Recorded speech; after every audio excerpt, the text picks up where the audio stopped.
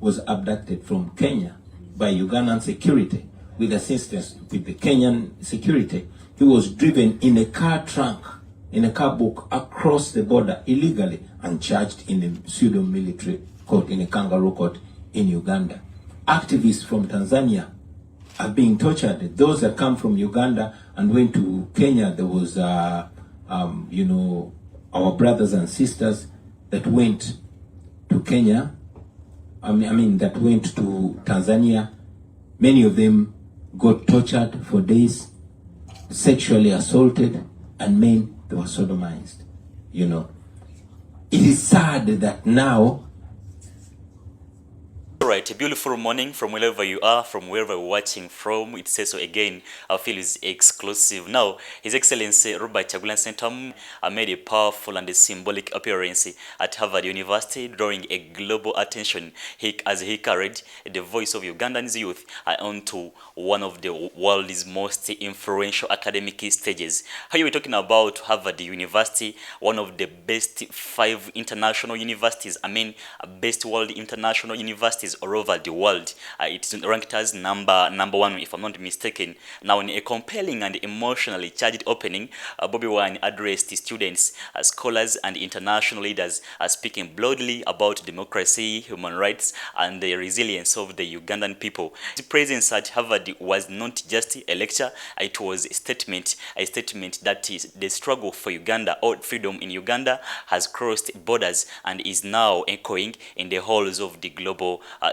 power. Remember, recently we've heard very many people criticizing him, calling him back to Uganda, telling him that he's not supposed to lecture Harvard University students or scholars. And now His Excellency Robert Kyagulanyi Ssentamu just continued with his struggle, with his story, and with his plans, as he said that he's going to engage with very many different people, telling them about much. And in these meetings like this, or meetings like this, he always talk about democracy, human rights. As you're going to watch the full story or the full video as I brought it to you, I feel is exclusive. So this is Excellency Robert Kyagulanyi Ssentamu.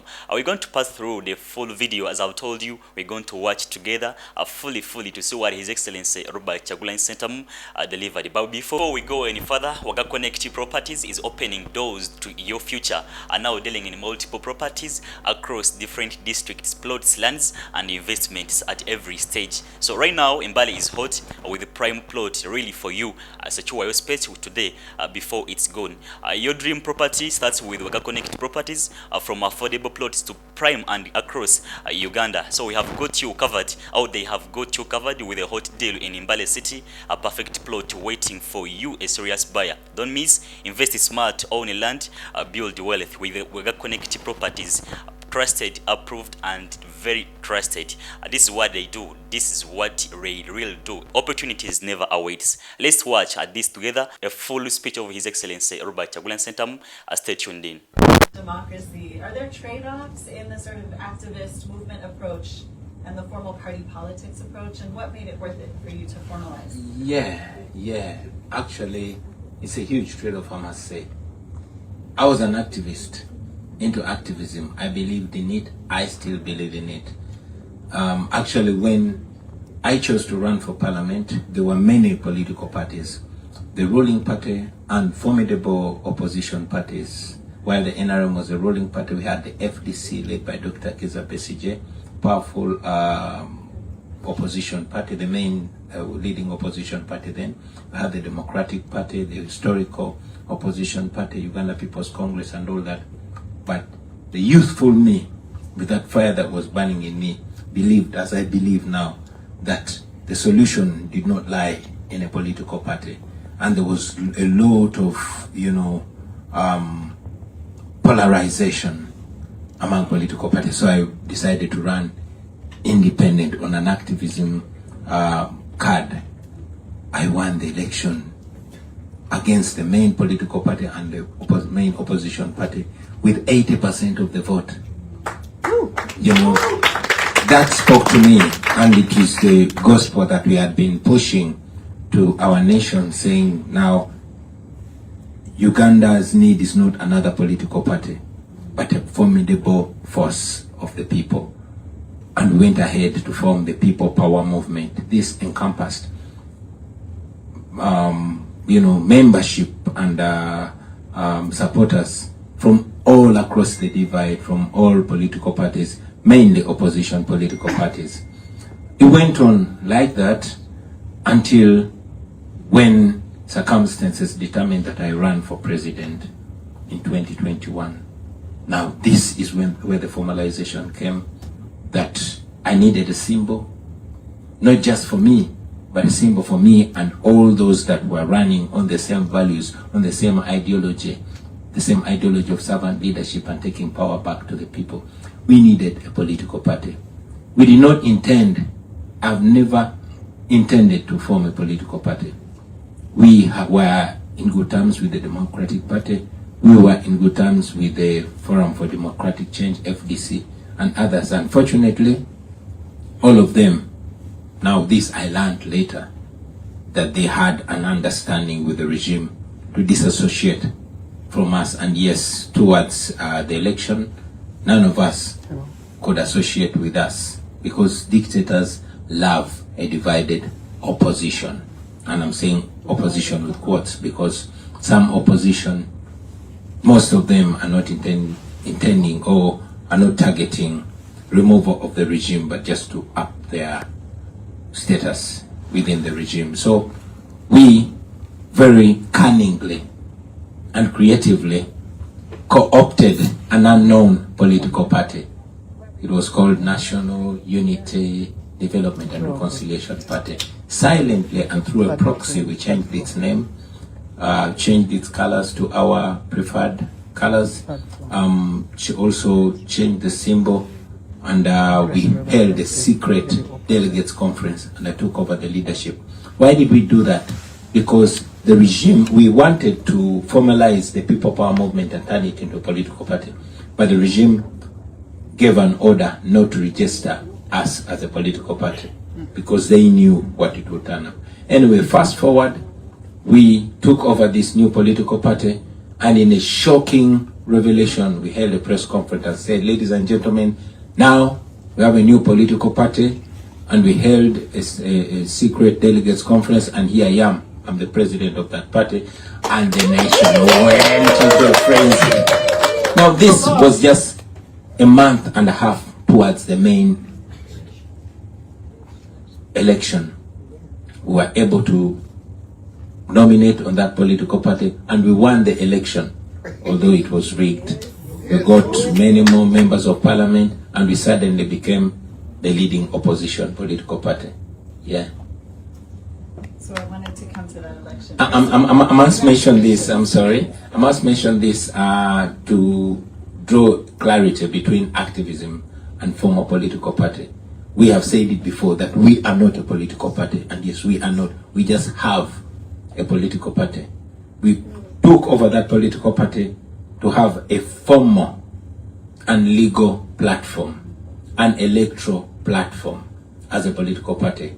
But to solve our problem, we are the People Power movement, not the National Unity Platform. We just have a political party, but we are a movement. I don't know if I make it more clear. Yes, no, I understand. I mean, I think also what you just demonstrated, it's almost like show, don't tell, the link between theater, which is the like reveal of who we are, the colors, the flag, the icon of the party, and the law, which is you have to find a path. It has to be something that's not obvious, because there was an attempt to deny you the right to register.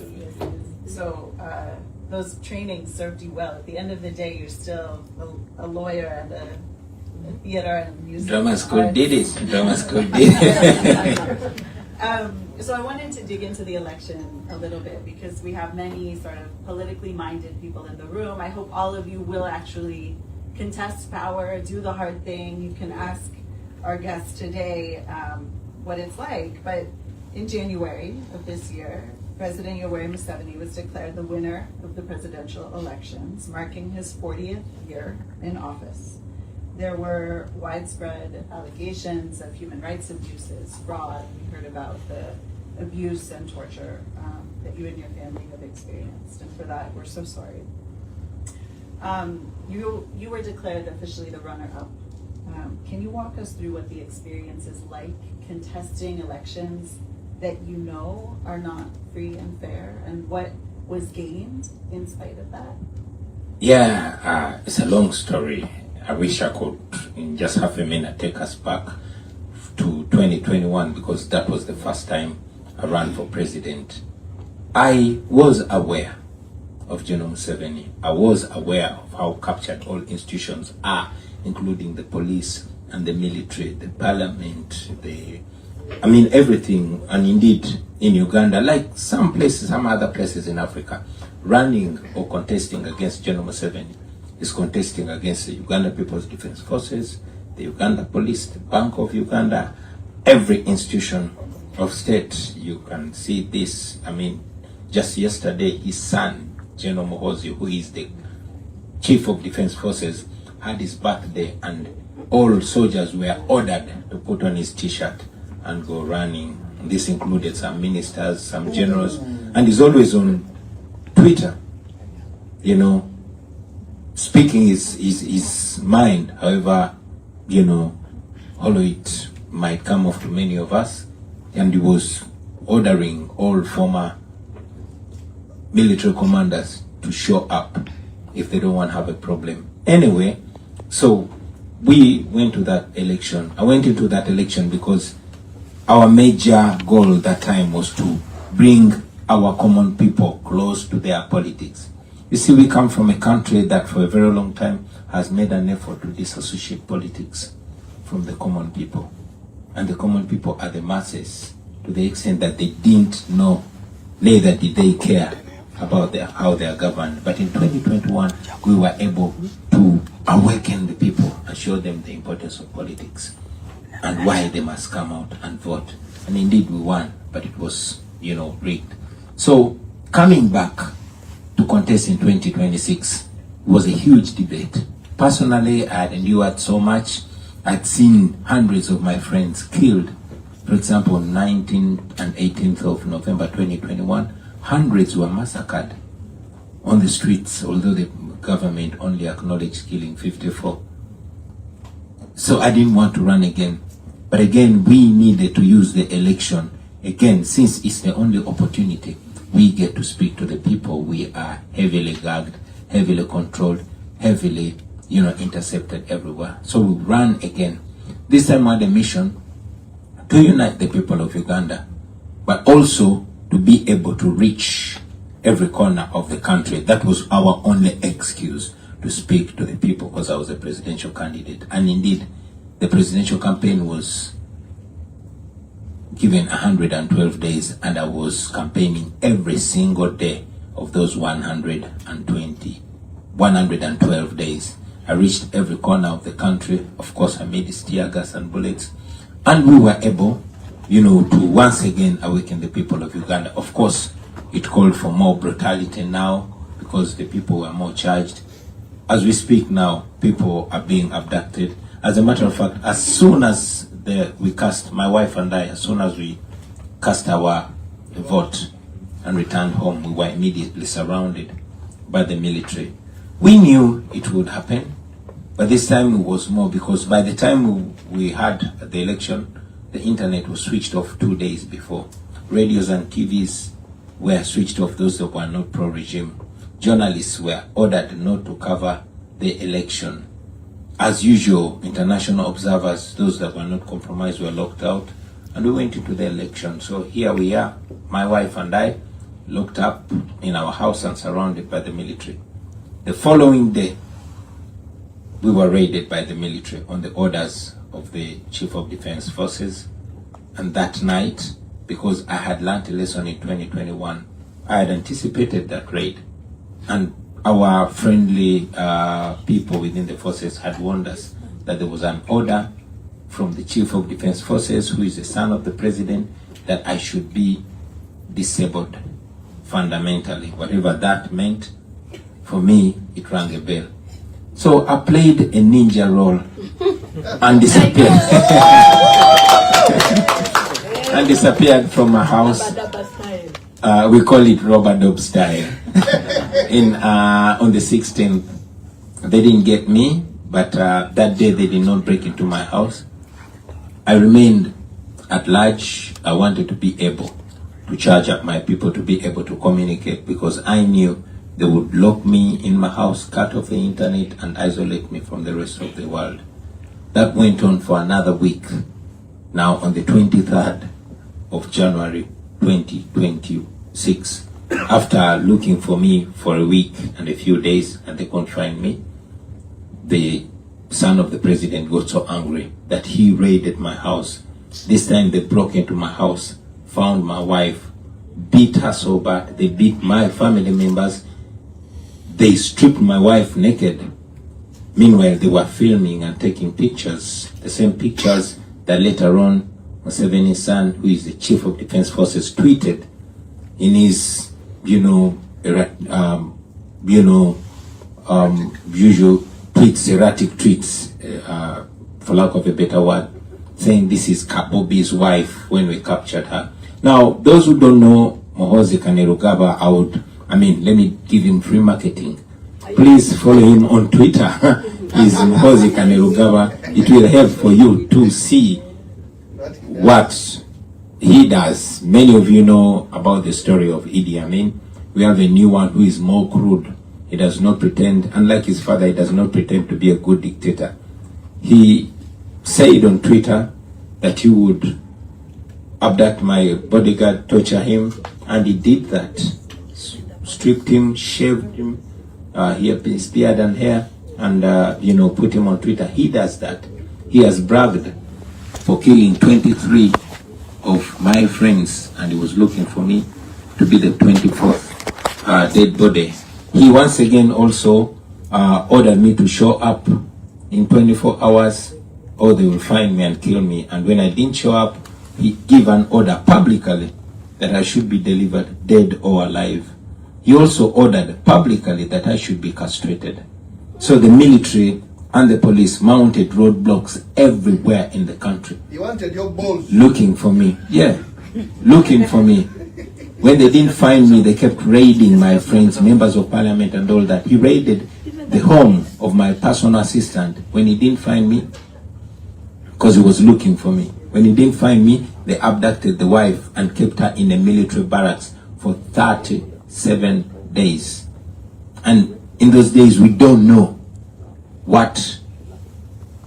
to the extent what exactly took on, but she told us, among other things, that they removed her contraceptive, her IUD from her.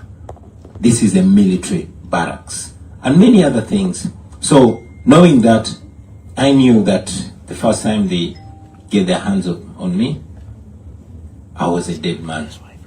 Once again, I played James Bond, and in a rubber dub style, exited the country, and here I am. Yeah.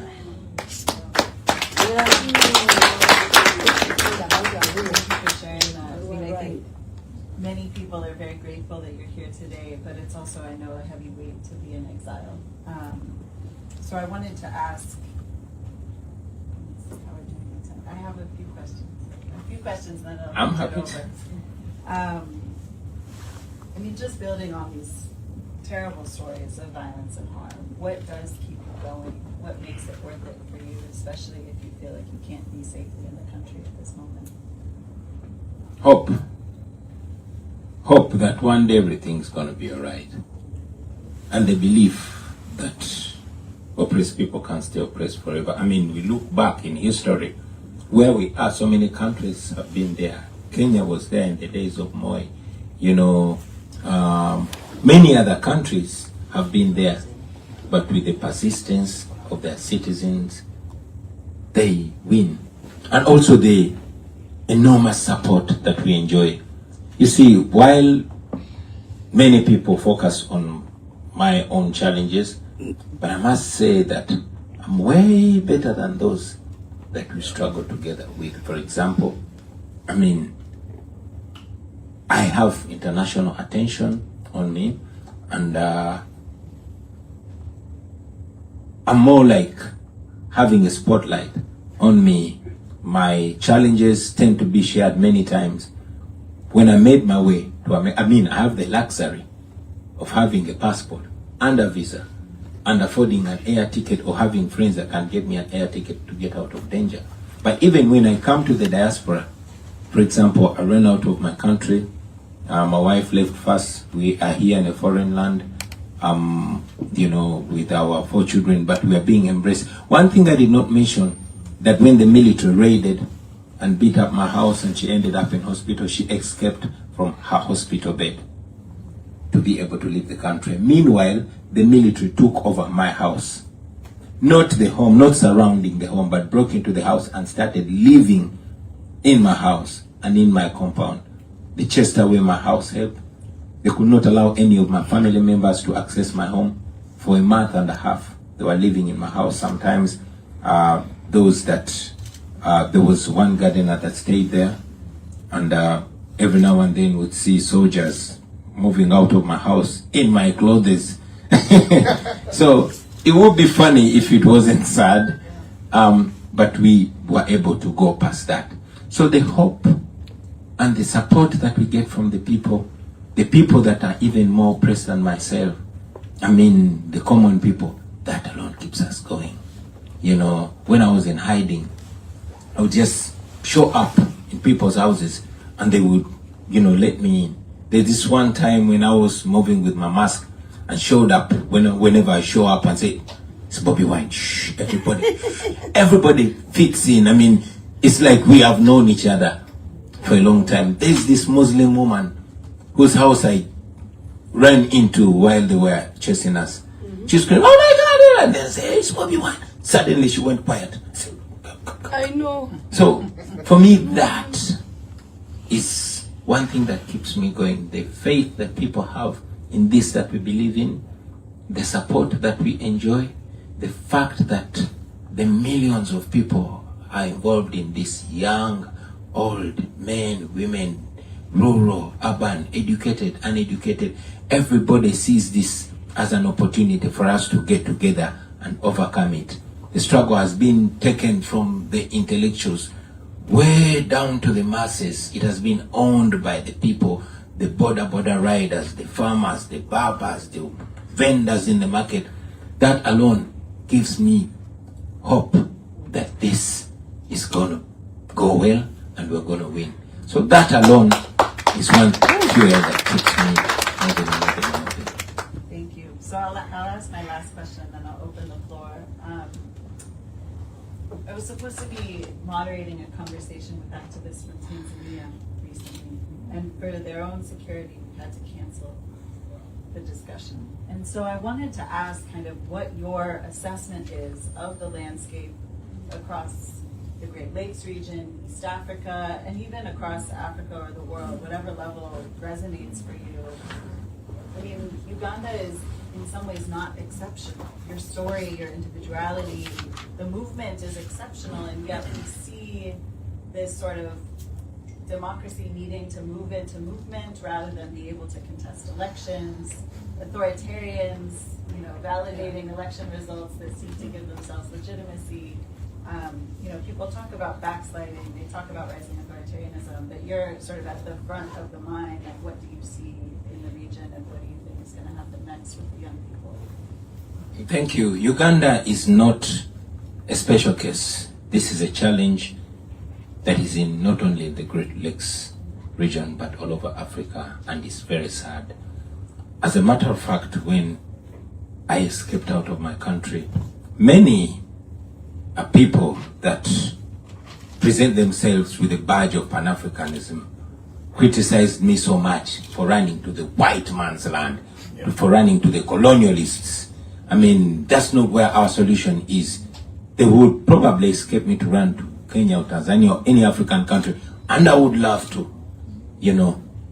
But as we speak right now, the dictatorship in Uganda has and continues to export itself to many other parts of Africa. And that is the danger of dictatorship, like Martin Luther King when he said injustice everywhere, anywhere is a threat to justice everywhere. In the current times, a dictatorship anywhere is a threat to democracy everywhere, because it emboldens other dictators that it's actually possible you can do it and get away with it.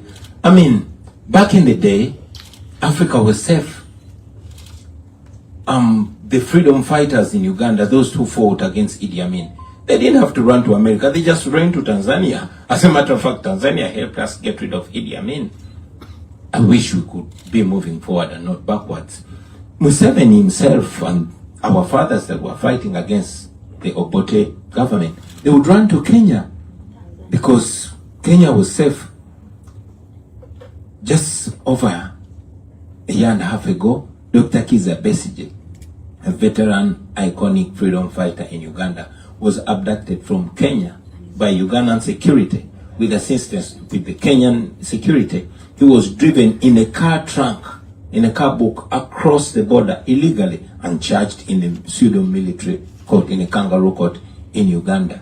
Activists from Tanzania are being tortured. Those that come from Uganda and went to Kenya, there was, you know, our brothers and sisters that went to Kenya, that went to Tanzania.